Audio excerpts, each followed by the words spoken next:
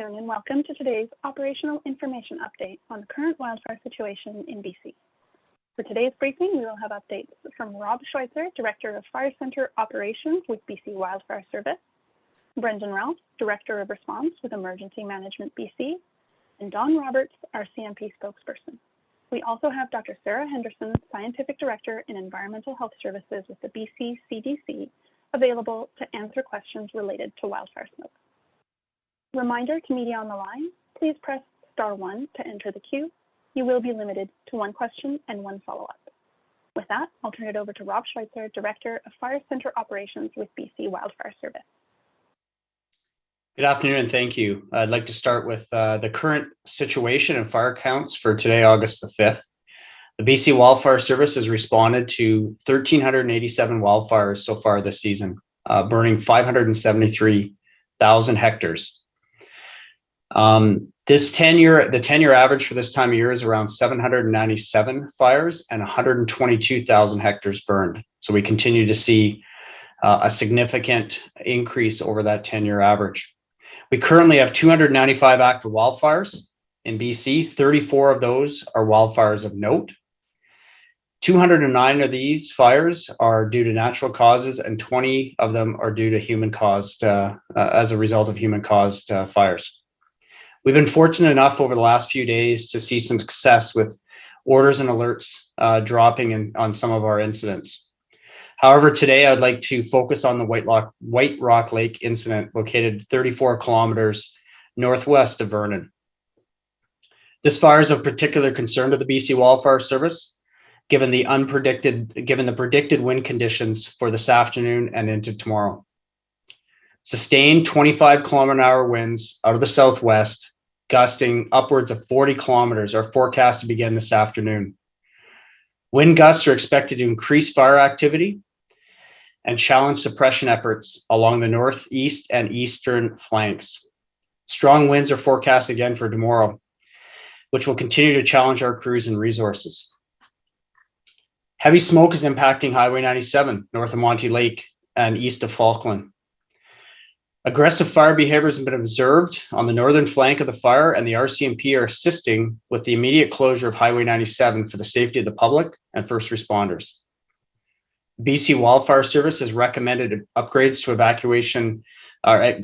and expansions of existing evacuation alerts and orders, and really encourage you to reach out directly to your local government authority for the most up-to-date and accurate information regarding those alerts and orders. So I ask that the public and I urge you to maintain a heightened level of awareness of this evolving situation over the next 48 hours. And please be prepared in advance for a potential evacuation alert or order. So the BC Wildfire Service right now is committing significant structure resources to this incident, including 125 structural protection personnel and equipment from 25 different fire departments across the province. These personnel will remain on site overnight to ensure 24-hour coverage of the protection of the homes in this area. 136 firefighters, 13 helicopters, and 43 pieces of heavy equipment are all actively working on the suppression of this fire. This incident is under control of an incident management team, and those teams are a group of diverse, skilled personnel dedicated to managing complex wildfire events. And I would like to thank the public for the respect of the evacuation orders so our teams can focus on the work that they need to do. Thank you. And our next update will be from Brendan Ralph, Emergency Management BC. Good afternoon, everyone. I'd like to start today by acknowledging that I'm speaking to you from the traditional territories of the Wasanic peoples here on southern Vancouver Island. So following along with Rob's update, I'd like to give you some further information that's our best understanding of the current community impacts of the current wildfire situation. And this initial information is accurate as of yesterday, August 4th at 5 p.m. That time, we're aware of there being 10 First Nation bound council resolutions declaring an emergency in the province, 32 local government states of local emergency, approximately 4,228 properties in the province on evacuation order, and approximately 21,043 properties on evacuation alert. And this has led to 8,309 people having registered as potential evacuees. I said that information was accurate as of yesterday evening. My colleague Rob just spoke about the volatile situation at the White Rock Lake wildfire. I'd like to provide some further updates to that event that occurred after 5 p.m. yesterday. As Rob has indicated, further evacuation orders were issued or expanded last night in response to that wildfire by Okanagan Indian Band, Columbia Shuswap Regional District, Regional District North Okanagan, and Thompson-Nicola Regional District. And these evacuation orders included the communities of Cedar Hill, Deep Creek, Falkland, Glenema, Monty Lake, Silver Creek, Westwold, and Yankee Flats. Evacuees from these areas were directed to reception centers for Okanagan Indian Band, in Kamloops, in Vernon, and in Salmon Arm. And to our best understanding, commercial accommodation has been provided through reception centers for all evacuees. At the moment, capacity for emergency accommodation capacity is adequate in the Okanagan region to accommodate these evacuees. And our current best estimate is that the orders for this fire now include more than 2,000 properties. I do want to stress with some of these numbers I've given that this situation is dynamic and ongoing, and the numbers as given reflect our best consolidation of our understanding, but that the numbers will continue to change and be updated as our awareness of the event continues to grow. I'd like to close by acknowledging the stress and strain that all residents of BC who have been forced from their homes by wildfire this season are experiencing, and also to thank our emergency support services volunteers around the province and all those around the province who've been working to help support evacuees in this time of need. Thank you. Our next update is from Don Roberts, RCMP. Good afternoon. I'd like to acknowledge that I'm speaking to you from the territories of the Semiahmoo, the Katzie, and the Kwantlen First Nations. We continue to identify and deploy additional resources, RCMP resources, to areas around BC due to the various wildfires in support of our local RCMP officers that are policing those communities. Within the last 30 days, we deployed over 380 additional resources, typically as part of a 1-week rotation. And the areas of deployment have primarily continued to be the central interior and the Okanagan. We average about 80 to 90 additional resources deployed right now. However, we continue to identify more members that may have been put on standby and can be moved into areas where there's a change in fire behavior or a new fire of concern. The additional resources are in right now to support the Vernon North Okanagan RCMP and to deal with the additional and expanded evacuation orders related to the White Rock Lake wildfire. And our Indigenous policing members are also working very closely with their local impacted Indigenous communities. We are going door to door to all the impacted properties so that they're made aware of the risks and the importance of evacuating. And we have once again have greatly benefited from the assistance of a number of local search and rescue volunteers, as well as the volunteer fire departments and the BC Conservation Service in completing these notifications. Once again, we're asking the public to be aware and informed about the local evacuation alerts and orders with respect to the fire activity. And it has required us to do a number of road closures. And most recently, as Rob mentioned, with regards to Highway 97, that closure is in place in order to directly support the firefighting efforts that are underway to ensure that the firefighters are able to deploy their gear as necessary without interruption in that area. We're also very mindful that there is heavy smoke in that area, and so visibility is also limited. So if you are driving in and around that area, we do ask you to take those extra precautions as well with regards to driving with regards to conditions and slowing down and being aware of a possible checkpoint that could come up into that zone. Our officers are supporting with regards to those checkpoints. We thank the public that have been supporting us with regards to those closures and the area restrictions that are in, and they're in place for safety risks. And the additional resources that are being deployed will also continue to patrol the evacuated areas and to make sure that there are no issues of concerns with respect to properties. And I can confirm that to date, we have not had any problems with regards to properties as it relates to any of the evacuated areas. Thank you. That concludes today's operational updates. A reminder to media on the line to please press *1 to enter the queue. You will be limited to 1 question and 1 follow-up. Our first question today is from Nick Johansson, Castanet News. Please go ahead. Hi there. This is, I guess, for the Brendan with emergency management.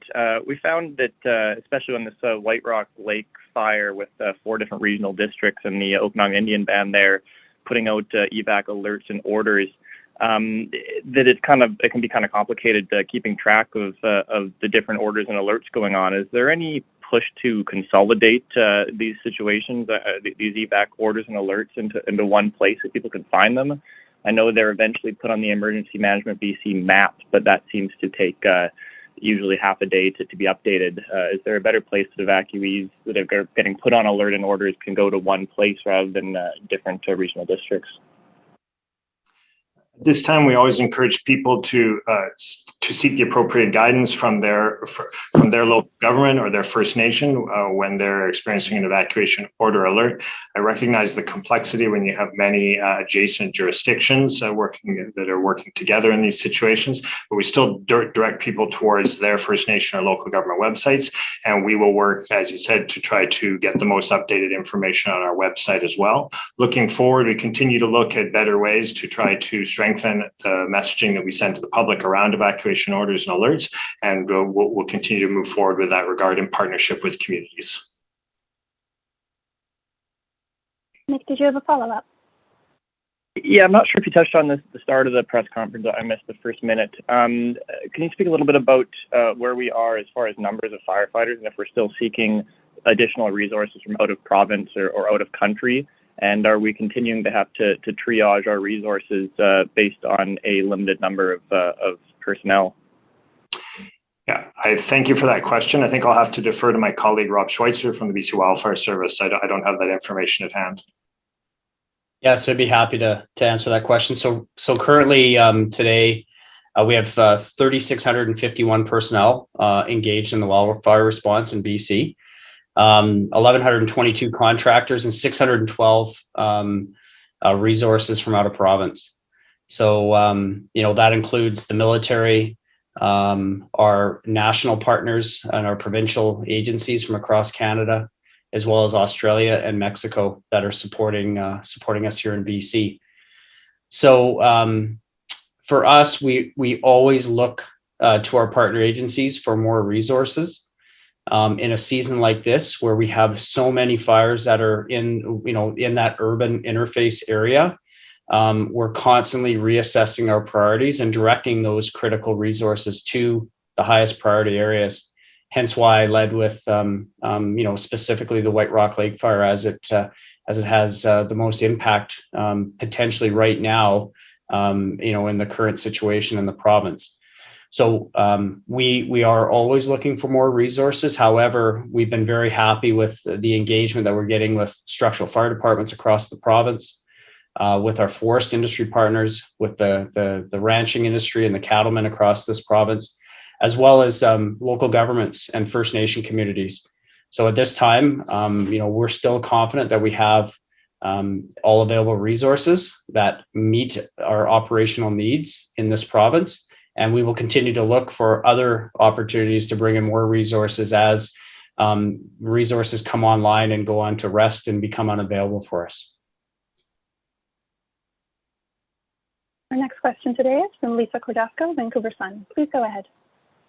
Thank you. This is a question for Emergency Management BC.